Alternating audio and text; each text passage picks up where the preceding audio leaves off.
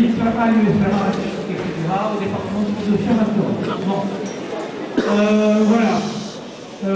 Monsieur Castin, je crois que c'est comme ça que vous appelez. Vous avez demandé de ne pas utiliser de mots blessants. Moi, j'aimerais bien savoir comment vous avez arrivé à délimiter les mots qui sont blessants et ceux qui ne le sont pas.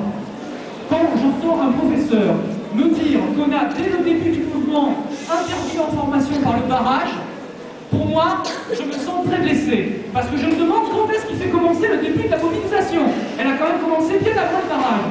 Moi, je vois des camarades qui se battent, qui sont mobilisés, qui font de l'information, ils le font depuis la rentrée et parfois depuis plus longtemps. Ils étaient bien seuls.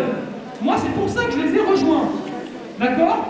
On est nombreux à les avoir rejoints. Il y a même des professeurs qui nous ont rejoints.